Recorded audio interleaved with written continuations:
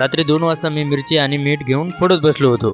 तर नमस्कार मित्रांनो, आज आहे आपल्या चॅलेंजचा 24वा दिवस आणि आपले सबस्क्रायबर आहे 270. या चॅलेंजमध्ये तुम्ही माझा साथ द्या आणि सबस्क्राईब करून घ्या. तुम्हाला तर माहिती आहे की काही दिवसापूर्वी आपण शेवाळ्याला गेलो होतो कामासाठी. त्याच कामाचा आज दुसरा दिवस आहे. पहिल्या दिवशी आपण प्रायमर मारून बाजूला झालो होतो. दुसऱ्या दिवशी आपल्याला मारायचा होता निळा कलर. अर्ध काम झाल्यानंतर घरमालकाने थोडं नाश्ता करायला दिलं. नाश्ता करत बसत पूर्ण कलर मारून बाजूला झालो. थोडा कोपरा राहिला होता, तेच मारायसाठी बसलो होतो. आज होता हळदीचा कार्यक्रम, त्यासाठी लवकर आलो होतो घराकडे आणि पोहोचलो होतो आपल्या हळदीच्या कार्यक्रमामध्ये. हळदीचा कार्यक्रम झाल्यावर आम्हा सर्वांना जायचं होतं मंगल कार्यालयामध्ये. गाडीची वाट पाहत बसलो होतो. तेवढ्यातच आपला काळू इथे मसाला खात होता. मोठ्या गाडीमध्ये सर्व किराणा सामान लोड करून आणलं होतं.